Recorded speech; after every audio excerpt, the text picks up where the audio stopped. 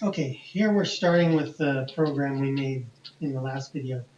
In this video, we're going to talk about how you use variables to make your program change state over time. Basically do something useful or interesting other than the same thing in each loop call.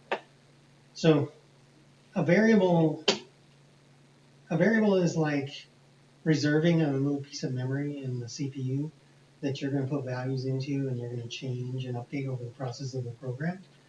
And you create variables in C or C++ code by first typing the type. So here I'm going to make a floating point variable, and I'm going to name it x, and I'm going to initialize it to something. So I'll just initialize it to 0 first. So this is the type, this is the variable name, this is its initial value. When you turn on your board, it's going to initialize x to 0. Now, we can use x in our program in places like right here we've got this number 6. Instead of putting a this is called a hard-coded number, we can put a variable here. And if we went and made x be 6, it'll pretty much do the same thing our program did last time. But you'll see we can do more interesting things with it as a variable. So why don't we go ahead and download that. So we should see this pixel here still lit up. There you go.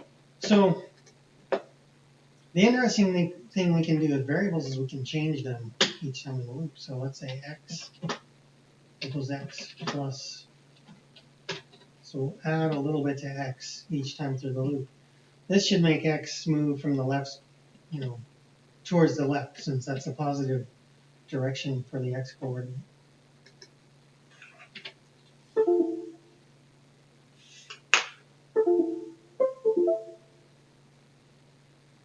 Oops. Okay.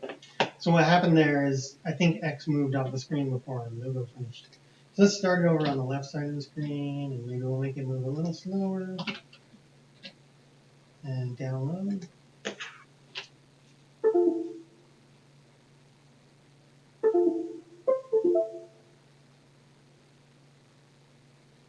Okay. So a couple things happened here. You can see we're setting pixels across the screen, but we're leaving behind. It made a line instead of just a dot. That's because we forgot to clear the screen. So we had a clear function, and pretty much all of your PixelGrid programs are going to have a clear as one of the instructions, just so that you get a clean frame each time.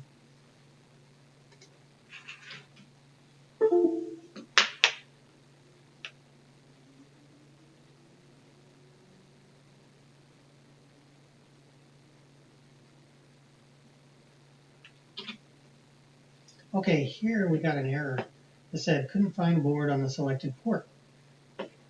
This seems to happen from time to time with Arduino boards, and if you look, you'll see we also don't see the PixelGrid board anymore.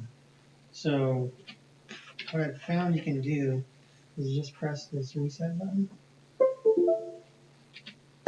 and then let's see if we see a board again. Yeah, so reselect the board, and click upload, and hopefully we'll see the code upload this time.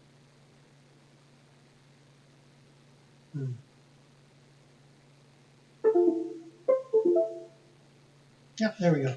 Okay, now you can see our dot appears to be moving across the screen, because each update we're clearing the screen and then we're drawing it in a new location and repeat. So we have a variable. The variable can change state over time, but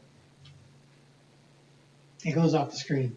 So I'm going to explain how if statements work next, which you can use to conditionally do different logic each time through your loop.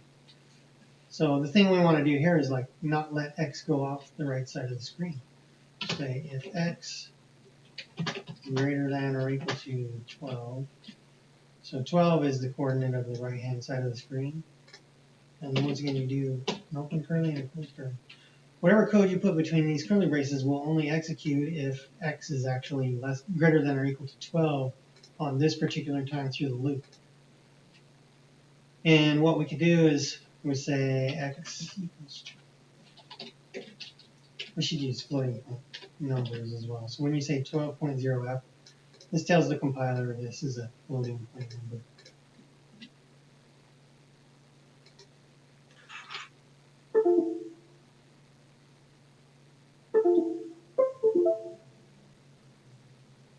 So here we're going to see what happens when it hits the edge of the screen. It'll stick.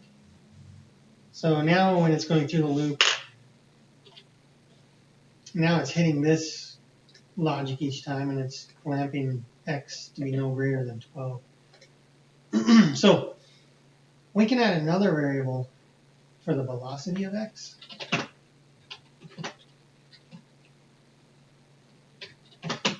And then we can let the direction that x moves change depending on what's happened in the program. So we'll say x equals x plus bx instead of this hard-coded number. And now we'll say if x is greater than or equal to 12, x equals 12, and bx equals minus bx.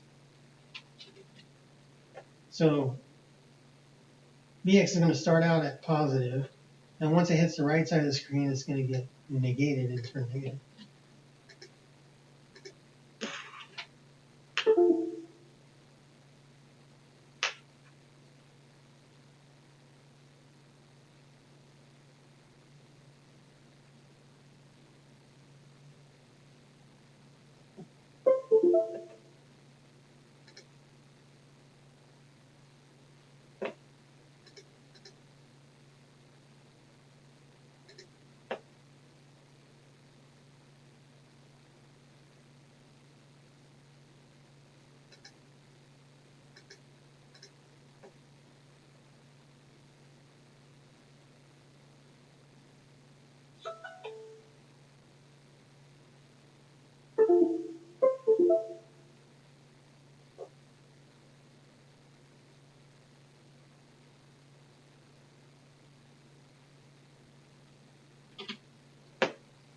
So how would we make it bounce off the left side of the screen as well? We can just use another if statement.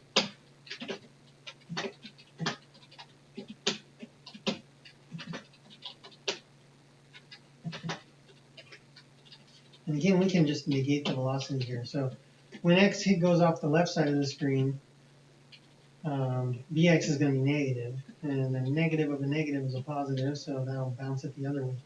And we can make it go faster just for fun now that x is going to stay on the screen.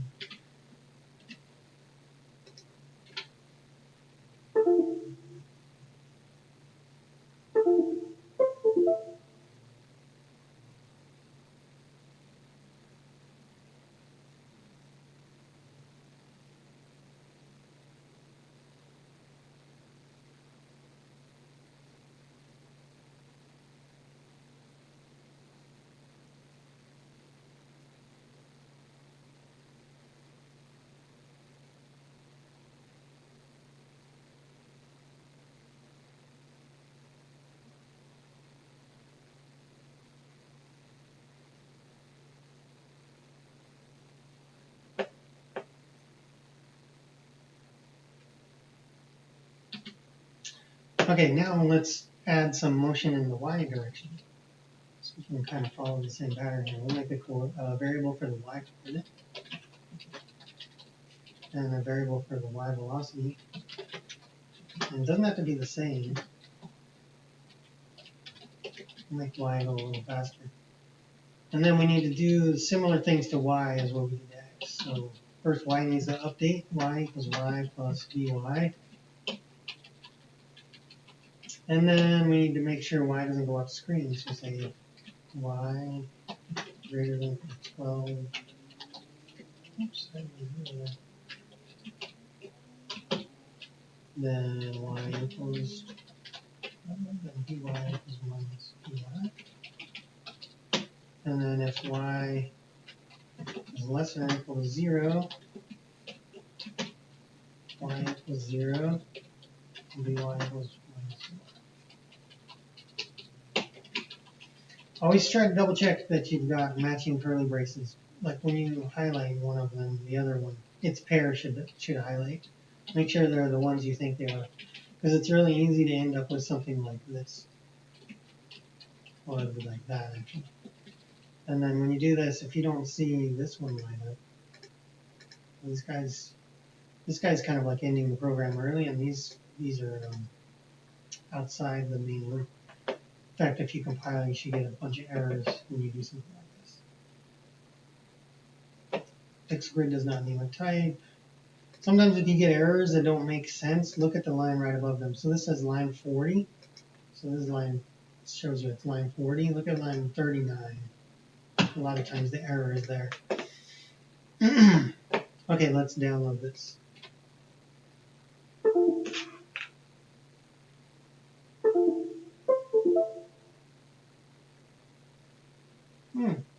Interesting. Okay, so we forgot to use our Y. So we made Y update. We made Y bounce back and forth off the top and bottom of the screen, but we didn't actually use Y for anything. So here, if we plug this in here, our program should work.